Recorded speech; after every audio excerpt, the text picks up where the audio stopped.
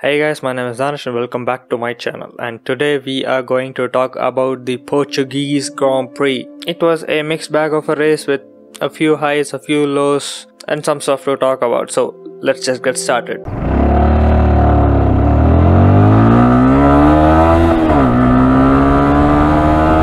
So we got into the Portuguese Grand Prix weekend and there were high expectations because the race last year in October was really hectic, and with the cold temperature of Portugal and the hard tires and low level of wear, it was really difficult to manage the temperature in the tires. So it was a balancing act that the teams had to work through, and through practice 1, practice 2, practice 3, it was completely always jam-packed and the track was always full. There were never dull moments and everybody was just working and finding out their setups for the race weekend. And when we come to qualifying, it started to get interesting because at the end of Q1 we lost Daniel Ricciardo and Lance Stroll in Q1. So Daniel Ricciardo was P16, Lance Stroll was P17, Nicholas Latifi was P18, and the two Haas boys are P19 and P20, and George Russell was in the Q2 session, as he's well known for his pet name was Mr. Saturday. So as we move into Q2, it was again a mixed bag because half of the runners were going on the medium tire runs and half of the other were going on the soft runs, and the medium tires really required another warm-up lap after the out lap to get them into right temperature and then go for the push lap. So the Ferraris actually split their strategy because they had one on soft and one on mediums, and at the end George Russell came this close into getting into Q3 and he came at P11, Antonio Giovinazzi P12, a good showing from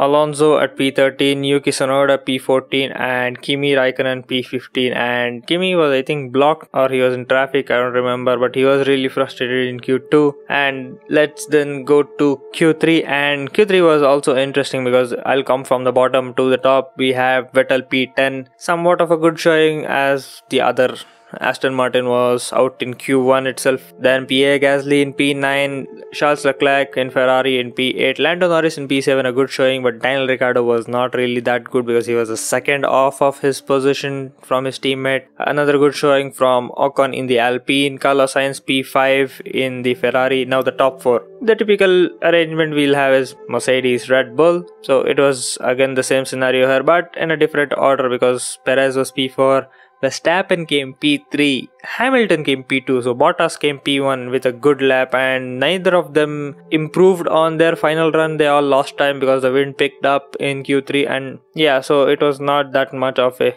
So now comes the strategy calls because a lot of the runners were on the medium tires and others were on the softs, and the softs were like around 20 laps or something, and the mediums could go up to 35-40 out of the 66 lap race. So let's get into the race weekend. So the race started out all fine, everybody left out the mark pretty easily. Perez had a bad start and he lost his position to Carlos Sainz in the turn 1, and the front 3 runners kept their positions and did not have any issues, and there was no lap 1 turn 1 incident this weekend. But at the end of lap 1 on the start-finish straight, Kimi Raikkonen and Antonio Giovinazzi had a collision. So Kimi Raikkonen was coming behind Antonio. He had a good slipstream. There is no DRS yet because DRS starts after lap 2. DRS being the drag reduction system that opens a flap in the rear wing and gives them additional boost in reducing the drag and giving them a few kilometers extra in the top speed. So he had a good slipstream behind Antonio and he just clipped his rear wheel and lost his front wing and went into the gravel, which brought out the first full safety car of this session and the only safety car of this session, luckily. So safety car lasted around 6 laps, and on lap 6 the safety car was ending, and as Bottas was leading in Italy as well, he really went all the way nearly to the line before accelerating and leading the pack. But this caught out Hamilton because when Bottas pushed, Hamilton was not ready to push and Max was right there behind him ready to push, and he overtook him and got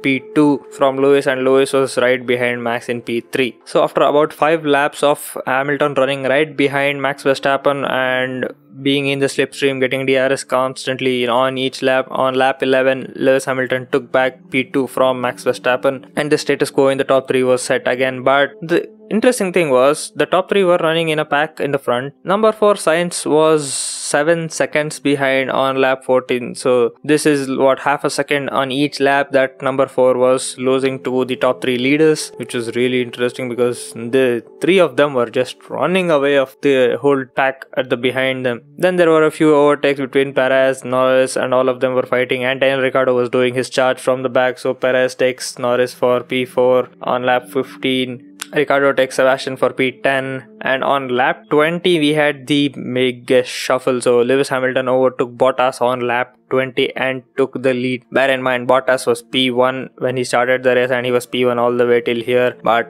from now it was Lewis in front, Bottas in second, and he started losing time immediately to Lewis. Then on lap 23, Carlos Sainz pits from the soft to the medium, and this started the concertina effect, and all of the soft runners started pitting, and by the time of lap 30 all the soft runners had already done their stops, and there was a shuffle between. Sainz tried to do an undercut on Lando Norris, but Lando Norris pitted on the next lap and regained the same position, and they held their position. And on lap 26, which was pretty early, Charles Leclerc pitted from the medium tire running to the hards. This was pretty early because the mediums could have gone easily 35-40 laps, and this was some sort of a weird strategy call from Ferrari again. I don't know why they did that, but let's see how it pans out in the remaining of the race. Now on lap 32, we can count again on the timing screens, and we have the leaders and P4 with 9 seconds behind, and P5, which was Norris, I think, who was 20 seconds behind the leader. So this was a huge gap, which was showing the category of the Formula 1 gang at the top, Perez in the middle, somewhere in the middle of Formula 1, and the rest of the pack,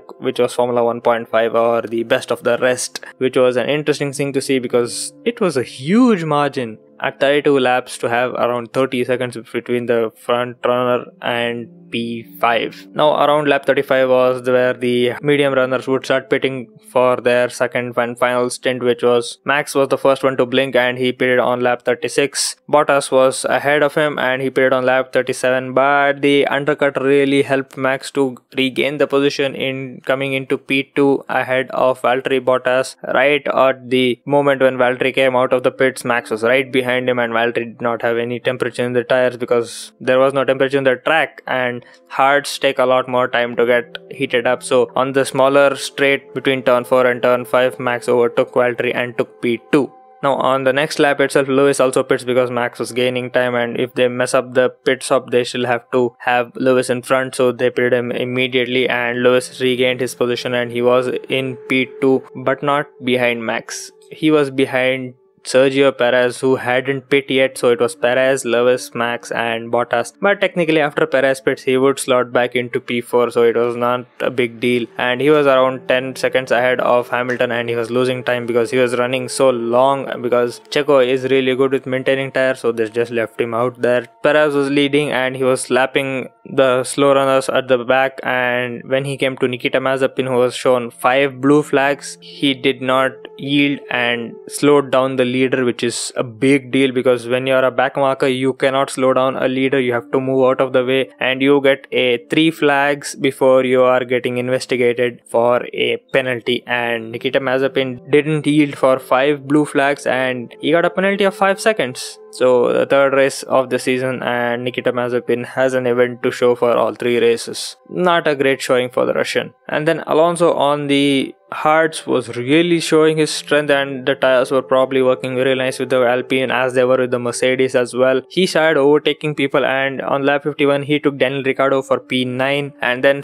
on lap 51, and then finally Perez pits on lap 52 for the softs. So this was what, 52 minus 66 is around 14 laps before the end, where the softs will run him there, but they were looking for the fastest lap championship point, which they want to steal from Mercedes, because this championship has been the tightest ever between Mercedes and Red Bull, and they nearly came on to leading the Drivers' Championship last week if they had the fastest lap point as well. So it was a really really close thing that they all are monitoring, and the fastest lap point is really getting a lot of stir and getting a lot of attention right now, because each championship point that you get is really important and you can win the championship with just 1 point. We've seen that before.